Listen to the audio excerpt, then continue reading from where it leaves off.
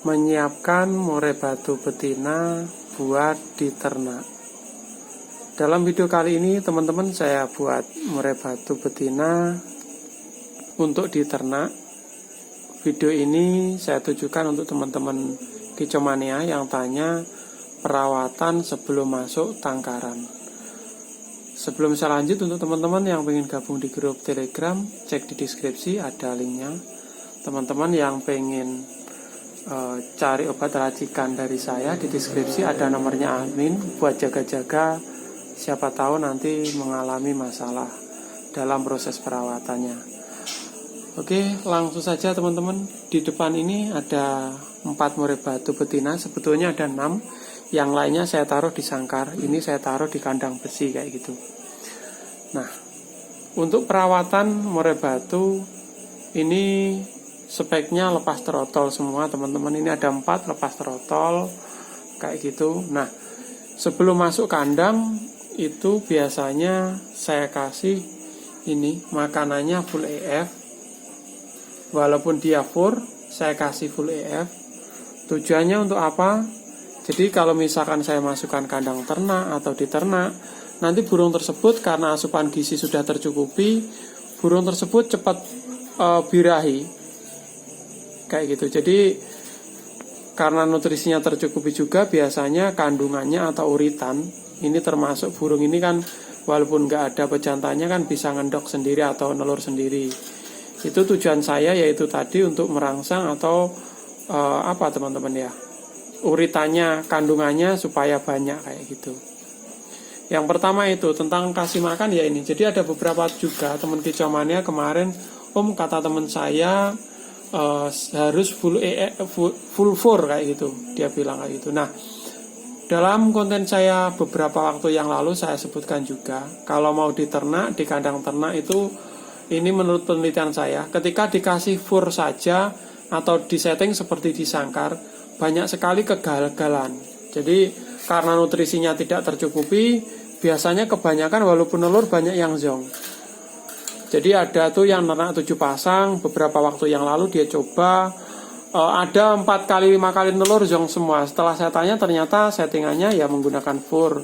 Apalagi furnya kurang nutrisi ya. Jadi kalau fur bernutrisi tinggi itu kayaknya ya nggak terlalu ngefek, karena burung tersebut ya sudah asupannya sudah terpenuhi, akhirnya dia bisa nelur. Tetapi kalau misalkan fur nutrisi rendah, burung tersebut ya itu tadi biasanya nelur tapi tetap zong-zong. Karena apa? Mau ngawin aja lemas kayak gitu. Ini tentang pemberian EF. Nah, ada beberapa lagi yang tanya, Om Sis, sebaiknya lepas trotol saya masukin kandang apa gimana kayak gitu. Kalau saya lihat-lihat, mungkin teman-teman kicomania yang sudah pernah ternak kenari ya, sudah pernah ternak kenari, teman-teman lihat kalau terkenari udah siap itu kelihatan bersih atau botoli perut-perutnya kayak gitu. Nah, seperti halnya murai, biasanya saya gunakan seperti itu. Jadi kalau misalkan dia baru lepas trotol, tol itu biasanya saya birahikan dulu. Selain dengan mengutamakan makanan EF ini tadi teman-teman, biasanya pagi itu saya lakukan penjemuran. Ya untuk penjemuran ya sebentar-sebentar, sekitar setengah jam lah paling lama. Tujuannya untuk apa ya? Biar lemak-lemak, kalau misalkan burung tersebut berlemak, itu lemaknya hilang atau kering. Dan karena panas matahari yang diserap, biasanya burung tersebut cepat birahi. Nah, makanya ada beberapa teman-teman kemarin saya sarankan untuk menjemur dulu. Karena ada beberapa kasus, jadi kalau misalkan dimasukkan kandang terlalu muda, ada beberapa kasus, apalagi burungnya agak takut ya sama pejantannya. Biasanya burung tersebut tidak birahi teman-teman. Dan akhirnya ada juga yang 1 tahun belum produksi juga ada di kandang ternak kayak gitu. Ternyata sebelum dia birahi udah berlemak duluan, akhirnya menghambat produksinya tadi, produksi telur, kurang lebihnya seperti itu. Jadi makanya kalau misalkan dia baru lepas trotol sebelum masuk kandang, usahakan lakukan penjemuran supaya dia birahi dulu atau lemak-lemaknya menghilang atau kering seperti itu. Untuk selanjutnya tentang pemilihan murai batu betina. Jadi ada juga sebagian yang suka kelawu, ada juga yang suka hitam kayak gitu. Nah, Menurut pengamatan saya, sebetulnya kalau kita pandai memilih sesuai kriteria itu hampir sama saja teman-teman. Jadi untuk kelawu sendiri kelebihannya dia mudah dikenali, kayak gitu, mudah dikenali. Jadi kenapa mudah dikenali? Ada beberapa teman peternak juga memasukkan jantan dan jantan. Ya karena jantannya ekor pendek dikira itu betina ya, padahal jantan seperti itu. Karena warnanya hitam. Jadi kalau udah kelihatan kelawu ya positif kelawunya, positif betinanya kayak gitu. Nah kembali lagi tentang kesukaan itu masing-masing peternak juga beda. Jadi teman saya itu yang diternak betina hitam semua, dimana dia merasa punya tantangan kayak gitu. Seperti ini sebelah kanan ini, sebelah kiri warnanya abu-abu atau kelawu, sebelah kanan ini hitam. Ini faktor sekali ya teman-teman, walaupun dia masih kelihatan dorong ekor kayak gitu. Terus apa mesti yang betina hitam vektor? Belum tentu teman-teman. Ya karakternya sama. Betina hitam juga ada yang vektor, yang kelabu juga ada yang vektor kayak gitu. Itu masalah warna sebetulnya ya itu tadi kelebihannya. Mudah dikenali sama tidak mudah dikenali. Tapi masalah masalah kesukaan itu ya beda-beda ya teman-teman ya. Teman-teman pilih yang kelawu apa yang pilih hitam ya terserah kayak gitu. Mungkin teman-teman punya pengalaman tentang beternak murai batu hitam atau murai batu yang warna abu-abu kayak gitu.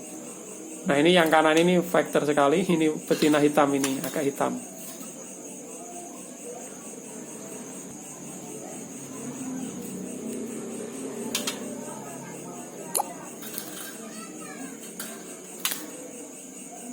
Terus selanjutnya tentang pemilihan burung yang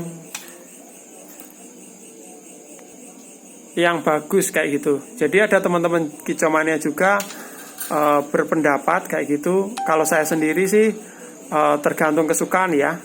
Ada yang besar, ada yang suka yang kecil kayak gitu.